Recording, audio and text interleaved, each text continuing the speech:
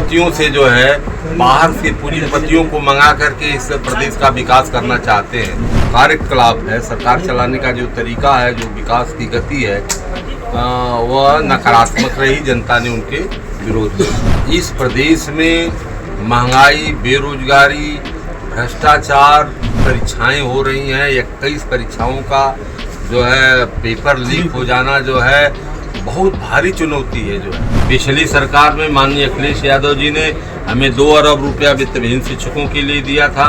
इस सरकार ने उसको जो है खत्म कर दिया शासनादेश। एकदम बिल्कुल अधिकारी मनमाना जो है हो चुके हैं। उत्तर प्रदेश का विकास जिस तरह से होना चाहिए, जिस तरह से माननीय राष्ट्रीय अध्यक्ष अखिलेश यादव जी की मंशा थी, उस तरह से माननीय योगी जी की मंशा नहीं है।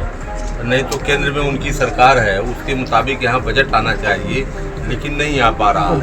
ये केवल जो है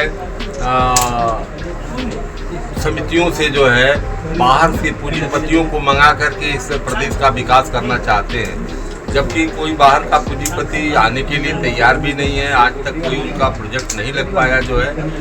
तो यह सरकार जो है उत्तर प्रदेश को और माननीय मोदी जी हे दृष्टि से देख रहे हैं, और इसलिए हे दृष्टि से देख रहे हैं कि जो इस बार का चुनाव पार्लियामेंट का हुआ, उस पार्लियामेंट के चुनाव ने संकेत दे दिया जो है कि भारतीय जनता पार्टी का जो कार्यकलाप है, सरकार चलाने का जो तरीका है, जो विकास की गति है, वह नकारात्मक रही। जनता ने उनके विरोध किया। हमारे सामने बहुत बड़ी चुनौतियाँ हैं। इस प्रदेश में महंगाई, बेरोजगारी, भ्रष्टाचार और शिक्षा का गिरता हुआ स्तर, और जितनी परीक्षाएं हो रही हैं, 21 परीक्षाओं का जो है पेपर लीक हो जाना जो है बहुत भारी चुनौती है जो है। और उसको हम लोग कैसे झेल रहे हैं। थाने पर जो है और तहसीलों पर जो दुर्दशा हमारी जनता का हो रही है, एक भी काम नहीं हो पा रहे हैं, और एकदम बिल्कुल अधिकारी मनमाना जो है हो चुके हैं।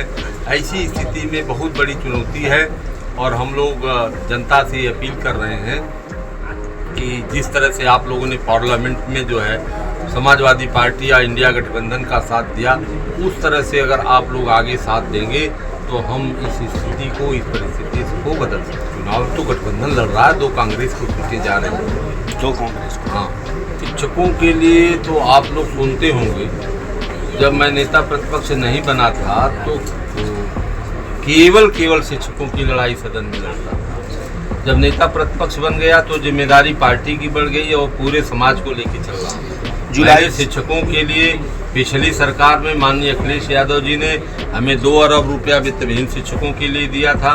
इस सरकार ने उसको जो है खत्म कर दिया शासनादेश। अभी सरकार ने सुप्रीम कोर्ट का गलत हवाला देते हुए तदर्थ शिक्षकों को बर्खास्त कर दिया था। मैंने सदन में इसको उठाया कि यह जो है सुप्रीम कोर्ट के आदेश में बर्खास्तगी का कोई भी आदेश 1 लाख जो है पुनर्विचार करे, तो पुनर्विचार करके जो है इन लोगों ने उनको मानदेय पर कर दिया। जो 1 लाख सवा लाख पा रहा था उसको 25,000 और 30,000 पर कर दिया। जबकि जब ये शासनादेश बना था 93 में, तो ये कहा गया था कि इन शिक्षकों को तब तक रखा जाएगा जबकि उनके स्थान पर चयन बोर्ड आयोग से चयनित शिक्षक नहीं आ जाते। अब ये जो अपने ही शासनादेश को जो है मानने के लिए तैयार नहीं है, और शिक्षा की इतनी दुर्दशा है। आप देख रहे हैं कि जो ये व्यापारियों की दुर्दशा कितनी है।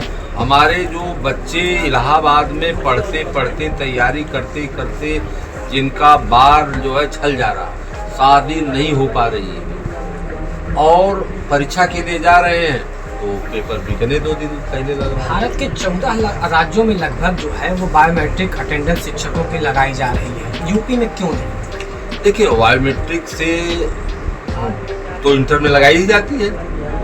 इंटर कॉलेजों में, डिग्री कॉलेजों में तो व्यवस्था है ही है, लेकिन प्राथमिक मेरा ये कहना है, हमारी पार्टी का भी ये कहना है कि शिक्षक को केवल आप जो है जबरदस्ती सशरीर कहीं खड़ा करेंगे तो मानसिक रूप से वो काम नहीं सही करेगा। नोट करेंगे, मानसिक रूप से प्रिपेयर करिए। मानसिक रूप से प्रिपेयर करेंगे, जैसे हम शिक्षक हैं, मान लें हमको हमारा मैनेजर डांट के खड़ा करेगी, तुमको जो है 8 घंटे पढ़ाना है, और हम क्लास में जा कर के पढ़ाएंगे नहीं, बैठेंगे लड़कों को बहकाएंगे। मानसिक रूप से टीचर को प्रिपेयर होना चाहिए।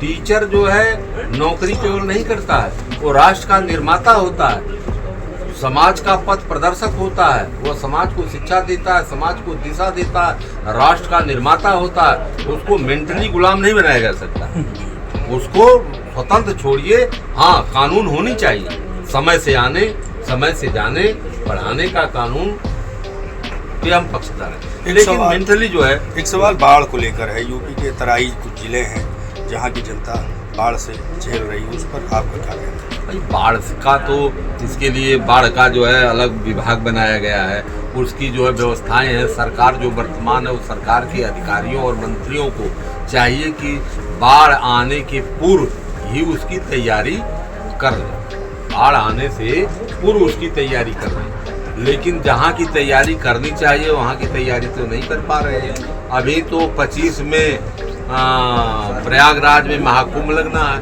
उसकी तैयारी के लिए 31 अरब रुपया अनुपूरक बजट से और इस बजट से सरकार ने ले रखा है।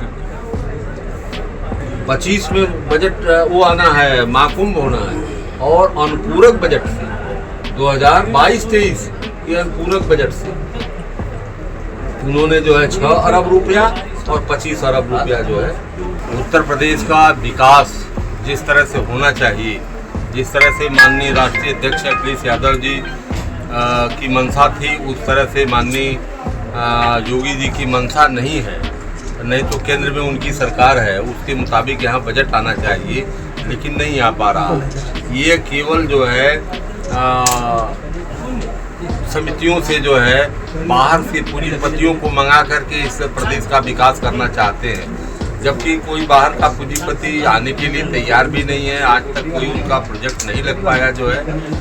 तो यह सरकार जो है उत्तर प्रदेश को और माननीय मोदी जी हे दृष्टि से देख रहे हैं, और इसलिए हे दृष्टि से देख रहे हैं कि जो इस बार का चुनाव पार्लियामेंट का हुआ, उस पार्लियामेंट के चुनाव ने संकेत दे दिया जो है कि भारतीय जनता पार्टी का जो कार्यकलाप है, सरकार चलाने का जो तरीका है, जो विकास की गति है, वह नकारात्मक रही। जनता ने उनके विरोध में। नेता प्रतिपक्ष को लेके आपके सामने क्या चुनौतियां हैं?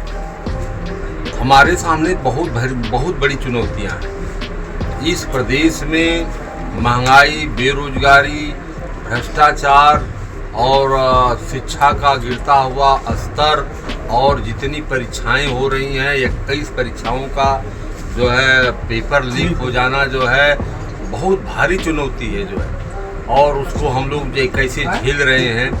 थाने पर जो है और तहसीलों पर जो दुर्दशा हमारी जनता का हो रही है, एक भी काम नहीं हो पा रहे हैं, और एकदम बिल्कुल अधिकारी मनमाना जो है हो चुके हैं।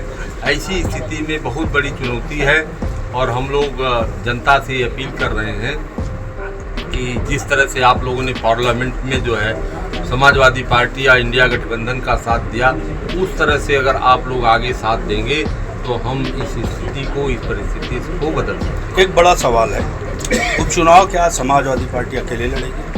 नहीं, उपचुनाव तो गठबंधन लड़ रहा है, 2 कांग्रेस को सीटें जा रहे हैं। 2 कांग्रेस। हाँ, आप दूसरी बार नेता प्रतिपक्ष बनाए गए हैं, और शिक्षकों को लेकर के पूरे प्रदेश में वहाँ की स्थिति मची हुई है। शिक्षकों के लिए आपका क्या मुख्य एजेंडा रहेगा? शिक्षकों के लिए तो आप लोग सुनते होंगे, जब मैं नेता प्रतिपक्ष नहीं बना था तो केवल शिक्षकों की लड़ाई सदन में लड़ा।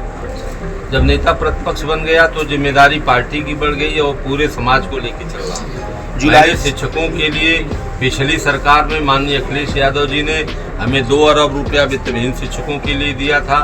इस सरकार ने उसको जो है ख़त्म कर दिया शासनादेश। अभी सरकार ने सुप्रीम कोर्ट का गलत हवाला देते हुए तदर्थ शिक्षकों को बर्खास्त कर दिया था। मैंने सदन में इसको उठाया कि यह जो है सुप्रीम कोर्ट के आदेश में बर्खास्तगी का कोई भी आदेश तब तक सरकार की दरवाजे पर हम इस बात को मजबूती से रखते हैं।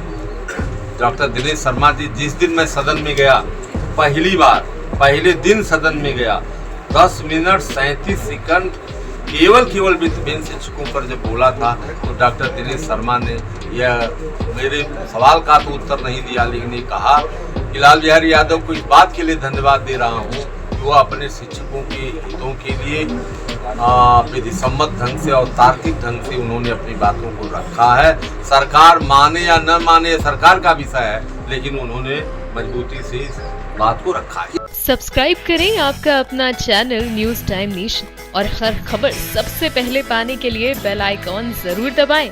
और हाँ, खबरें पसंद आ जाएं तो लाइक और शेयर करना ना भूलें।